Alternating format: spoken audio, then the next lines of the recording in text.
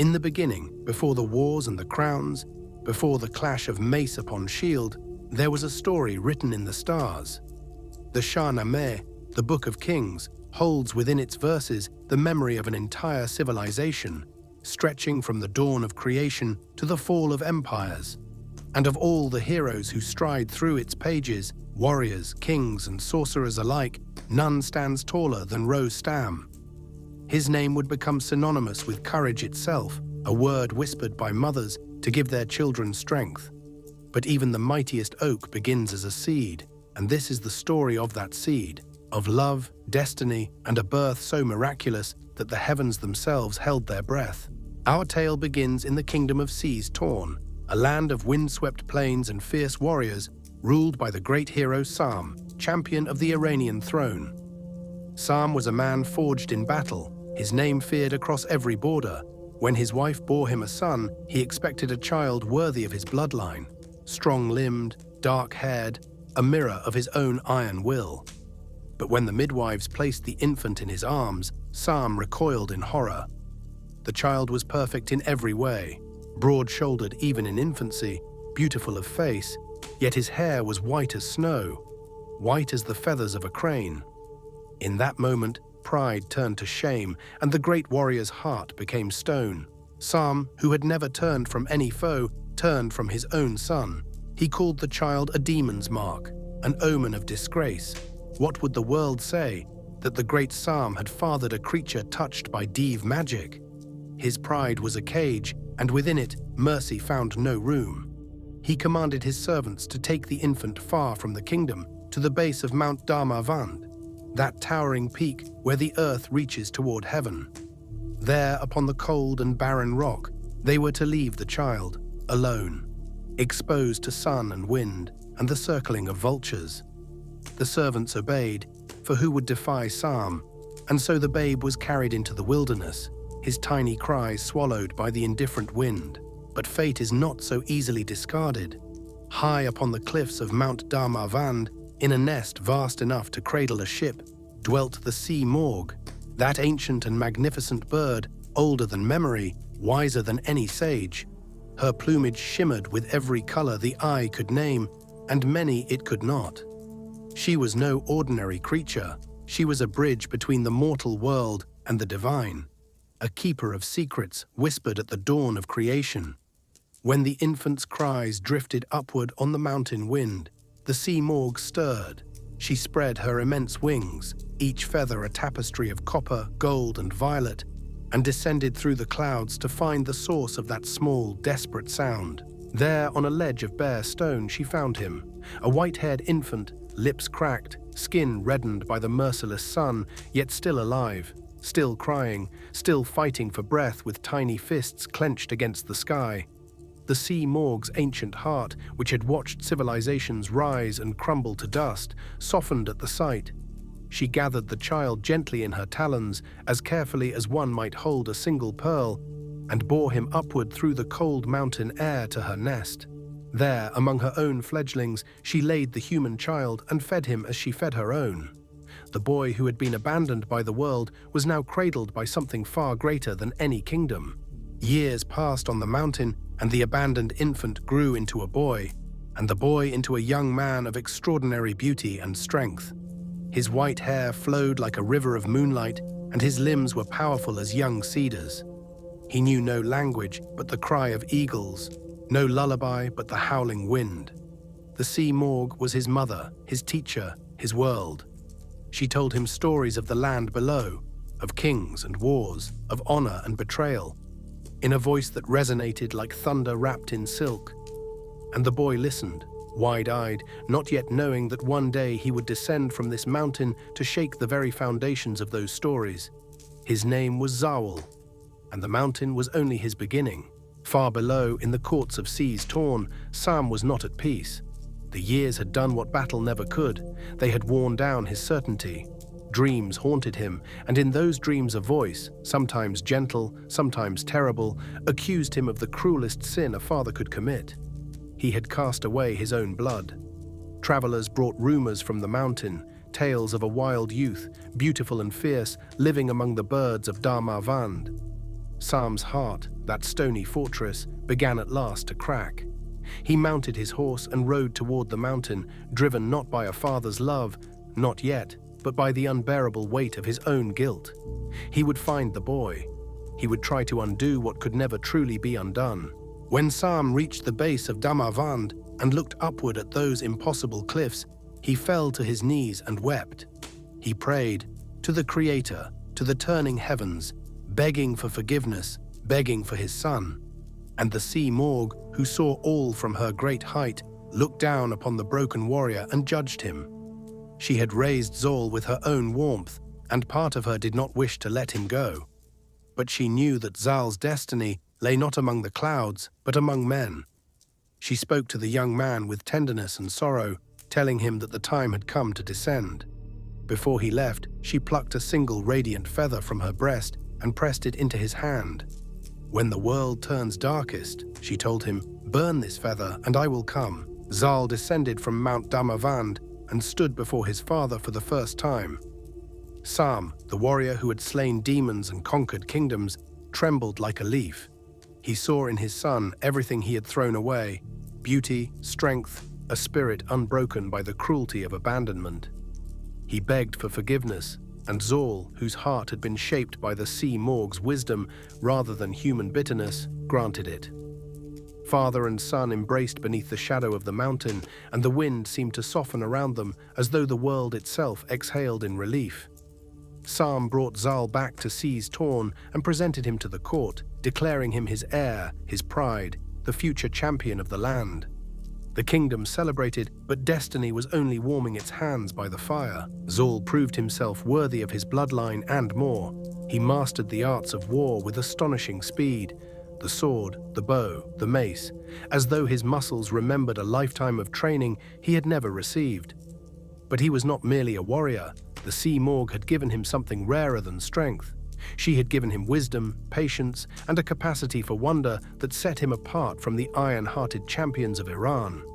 When Sam rode to war in distant lands, he left the governance of Seas Torn in Zol's hands, and the young prince ruled with a justice that surprised even the elders. Yet for all his accomplishments, Zal felt an emptiness within him, a hollow note in the music of his life. He did not yet know that its resolution awaited him in a kingdom to the east. In the fabled city of Kabul, behind walls of stone and gardens of jasmine, there lived a princess whose beauty was spoken of in hushed, reverent tones across every land. Her name was Rudabeh, daughter of Mehrab, king of Kabul, a descendant of the serpent king Zahok, that ancient tyrant whose reign had drowned Iran in 1,000 years of darkness. This lineage made Rudabeh both magnificent and dangerous, a rose growing from poisoned soil. Her hair was black as a raven's wing, long enough to brush the marble floors when she stood. Her face, the poet said, could put the moon to shame and make the sun lower its gaze in envy. She lived behind the high walls of her father's palace, sheltered from the world, but not from the stories that the world carried to her. It was Rudabeh's handmaidens who first brought her the tale of Zaul, the white-haired prince raised by the Simorgh, the wild boy of the mountain who had become the lord of Seas Torn. They described his silver hair, his noble bearing, his eyes that carried the depth of skies he had grown up in. Rudabeh listened, and something kindled within her, a flame she had never felt before, sparked by nothing more than words and imagination. She pressed her maidens for every detail. How did he speak? How did he ride? Was there gentleness in him, or only the hardness of a warrior? The more she heard, the more the flame grew. It was madness, she knew, a daughter of Zahok's line falling for the champion of Iran. But love has never concerned itself with the wisdom of bloodlines. And as fate would have it, Zol too heard tales of Rudabeh, carried to him by merchants and travelers who passed through Seas Torn on the ancient trade roads. They spoke of a princess in Kabul whose beauty defied description, whose wit was as sharp as any blade, whose laughter could make flowers bloom out of season.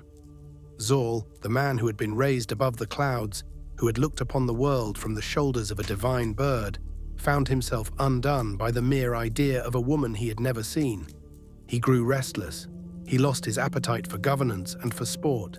His nights became long corridors of longing, and his days felt hollow without purpose. He knew he had to go to Kabul. He knew it was dangerous, politically, personally, in every way that mattered. He went anyway. Zal rode to Kabul under the pretense of diplomacy, but his heart was a compass pointed at only one destination. Through intermediaries and whispered messages, word reached Rudabeh that the white-haired prince had come. Her heart raced like a wild horse. She devised a plan. She would meet him in secret, in the garden beneath her tower, where the palace walls met the riverbank and moonlight pooled like silver on the water. She sent her handmaidens to guide him through the shadowed streets of the city, past sleeping guards and silent fountains. It was reckless. It was forbidden. And yet both of them moved toward this meeting as though pulled by a force older and more powerful than reason. The gravity of souls recognizing one another across the noise of the world. When Zal arrived beneath the tower, he looked up and saw her, Rudabeh, leaning from the parapet, her black hair cascading down the moonlit wall like a waterfall of night itself. She smiled, and in that smile, Zal found every answer to every question he had never known how to ask. In a gesture that would echo through 1,000 years of poetry, Rudabeh unbound her hair completely and let it fall down the tower wall, offering it as a rope for her beloved to climb. Zal stared in wonder, but he would not climb. Not on her hair, not at the cost of causing her even a moment's pain. Instead, he fashioned a lasso from his own rope and scaled the wall, landing beside her on the balcony. Their eyes met. And in that silence, an empire of feeling was born. They spoke through the night, as lovers do, mapping the geography of each other's hearts with words. Zal told her of the mountain and the Simorgh, of the loneliness of growing up between earth and sky, belonging to neither. Rudabeh spoke of her gilded cage, of a bloodline that haunted her like a shadow she could not outrun.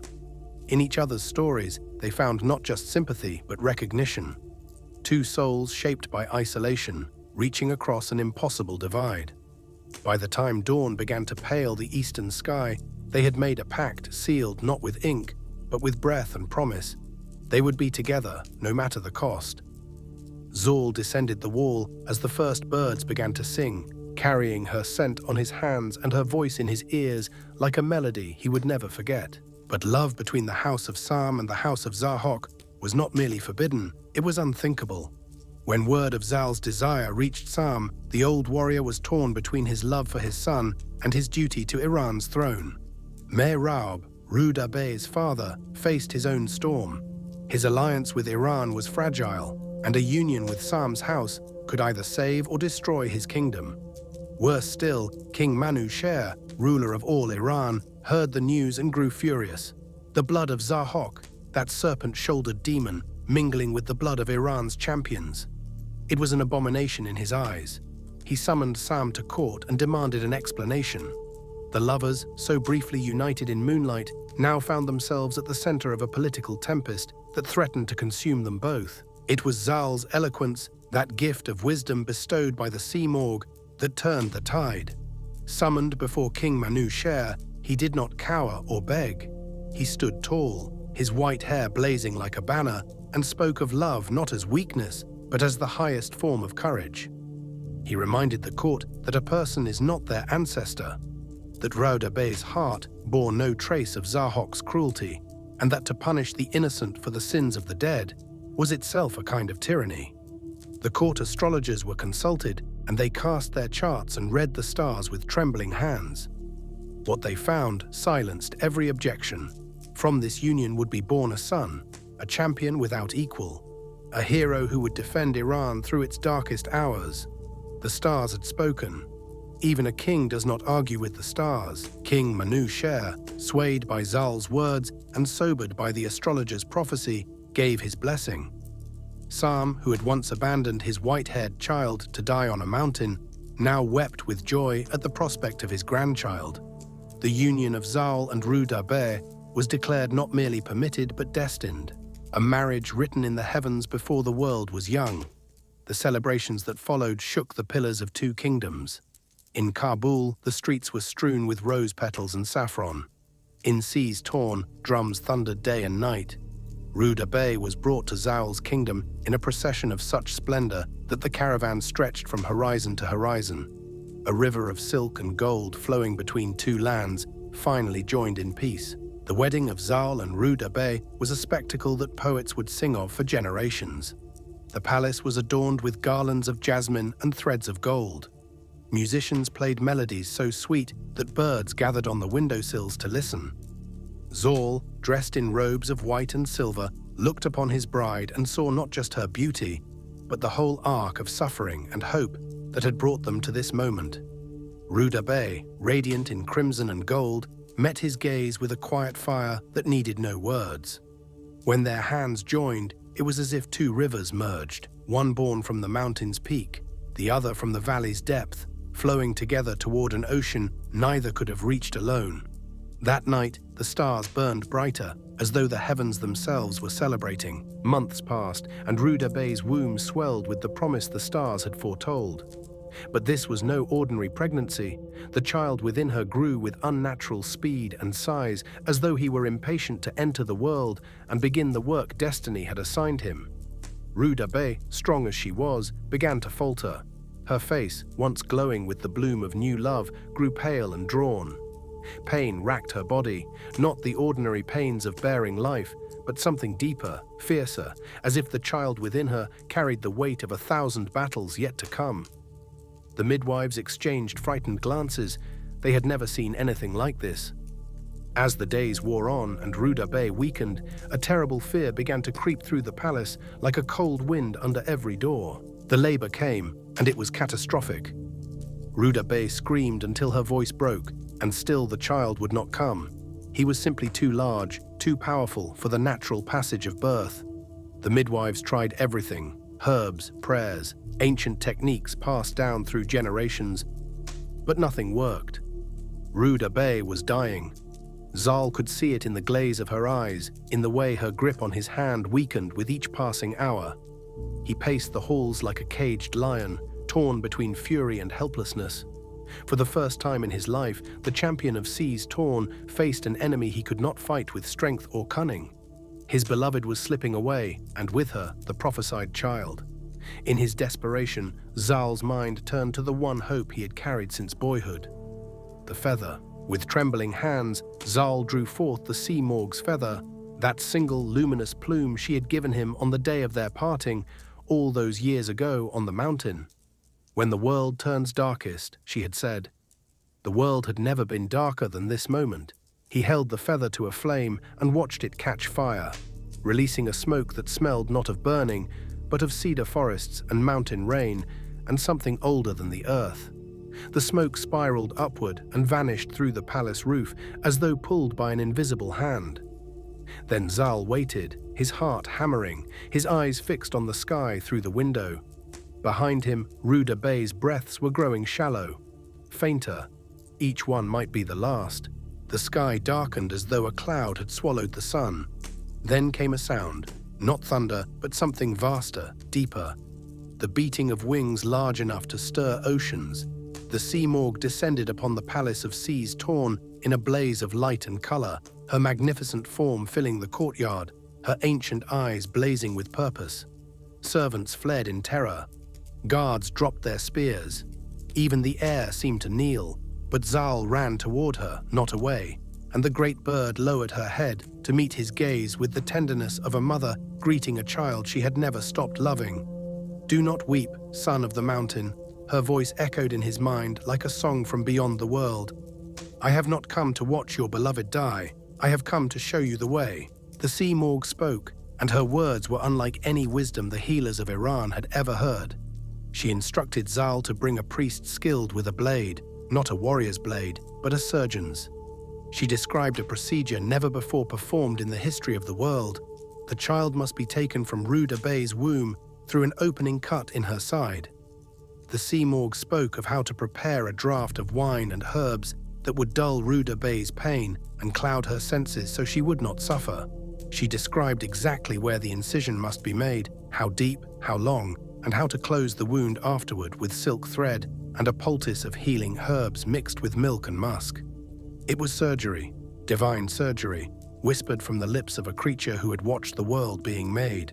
A Mobad, a Zoroastrian priest skilled in the healing arts, was brought to Rudabeh's chamber.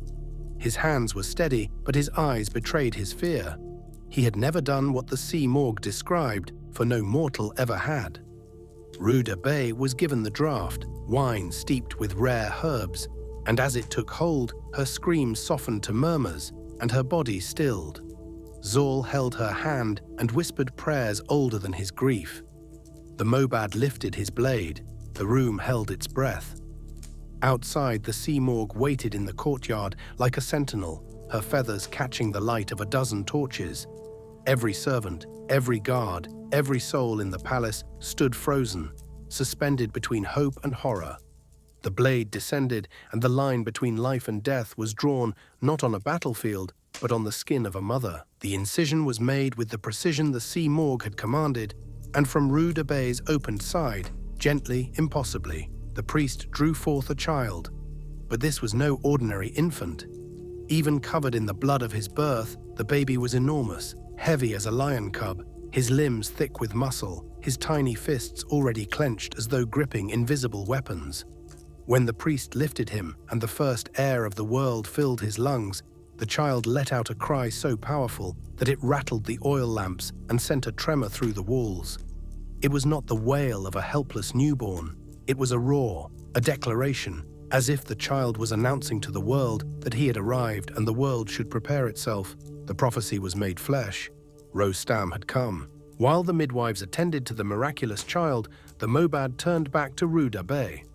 Following the Simorgh's instructions to the letter, he closed the wound with silk thread and applied the poultice, herbs crushed with musk and milk, a recipe from beyond the veil of human knowledge. As he worked, a warmth seemed to emanate from the wound itself, as though the Simorgh's magic was woven into every stitch. Rudabeh's color began to return, her breathing steadied. The grey shadow of death that had hovered over her like a vulture slowly retreated, driven back by a power no darkness could overcome. Zal pressed his lips to her forehead and wept, not from sorrow this time, but from a gratitude so vast it could find no other expression. She would live. They both would live. When Rudabeh awoke and saw her son for the first time, she laughed, a sound that no one in the palace had dared hope they would ever hear again. The baby was absurdly large, already the size of a 1-year-old, with eyes bright and alert as a hawk's. He did not cry or fuss. He simply looked at the world with an intensity that unnerved the midwives and delighted his mother. Rudabeh held him to her breast, and the child nursed with a ferocity that made her wince and smile in equal measure. She named him Rostam, meaning I am delivered, for through his birth she herself had been delivered from death. It was a name that would one day make armies tremble and empires bow, but in this moment it belonged only to a mother and her impossible, miraculous child. News of Rostam's birth spread across Iran like wildfire.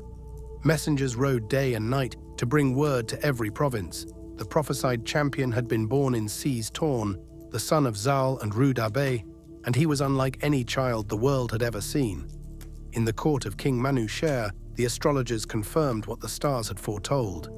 This child would be the shield of Iran, the mace that shatters darkness, the wall that no enemy would ever breach. Sam, the grandfather who had once abandoned his own white-haired son on a mountainside, rode to seas torn with a caravan of gifts and wept openly when he held Rostam in his arms. The baby gripped Sam's war-calloused finger with a strength that made the old warrior gasp. In that grip, Sam felt the future, and for the first time in his long, violent life, he was not afraid of it. The child grew at a pace that defied nature. What took other children years, Rostam accomplished in months. By the time most babes were learning to crawl, he was walking with the steady gait of a boy twice his age. He consumed the milk of 10 wet nurses, and when milk was no longer enough, he devoured meat and bread in quantities that left the kitchen servants exhausted. His body thickened with muscle like a young bull's, and his laughter, booming and uninhibited, echoed through the halls of Seas Torn's palace like a war drum wrapped in joy. Zal watched his son's growth with a mixture of pride and awe, recognizing in Rostam's restless energy the same fierce spirit that had once belonged to the mountains and the Simorgh's nest. The seed had taken root. and it was growing faster than anyone had imagined. Yet even in these joyful early days, shadows gathered at the edges of the story. The world beyond Seas-Torn's borders was not at peace. To the north, the armies of Turan stirred like wolves scenting weakness. Demons and divs still haunted the wild places of the earth. Iran would need its champion sooner than anyone hoped, and the weight of that need would fall upon shoulders still growing into their impossible breadth. Zal knew this. He had seen it in the stars, heard it in the Simorgh's parting words. His son was not born for comfort or for an ordinary life. Rostam was born for battle, for glory, and for a sorrow that only the greatest heroes ever know. But those trials lay ahead, seeds not yet sprouted. For now, there was only a father holding his extraordinary son, watching him reach for the world with hands that would one day reshape it. Before the Simorgh departed from the palace courtyard that miraculous night, she turned her ancient eyes upon the sleeping infant one final time. In that gaze was something beyond mortal understanding. A knowledge of all the triumphs and tragedies that awaited this child across the vast canvas of his life. She would watch over him, as she had watched over Zal, from a distance measured not in miles, but in the thin, shimmering boundary between the seen and unseen worlds. She spread her wings, vast enough to cast a shadow over the entire palace, and rose into the night sky, trailing light like a comet. The feather she had given Zal was ash now, spent in its single perfect purpose. But the bond remained. It would always remain. Some debts of love are paid not once, but forever. And so the tale of Rostam's birth draws to its close. But it is not an ending. It is the first breath of a legend that will span centuries of the Shahnameh, a saga of battles against demons and kings, of loyalty tested and betrayed, of a father's love and a warrior's grief that will one day split the very earth with its sorrow. Every great story has its genesis, and this is Rostam's, born of a love that defied two bloodlines, delivered by a miracle that defied nature, prophesied by stars that saw in one child the salvation of an entire nation. He entered the world not with a whisper, but with a roar. And the world, vast and dangerous as it was, heard him. It heard him, and it shuddered. Remember his name: Rostam, son of Zal, grandson of Sam, child of the mountain and the valley, heir to the Simorgh's blessing and the prophecy of the stars. In the episodes to come, we will follow him as he grows from this miraculous child into the greatest warrior Iran has ever known. A man who will tame the legendary horse Raksh, who will undertake 7 impossible labors, who will stand alone against armies and emerge victorious.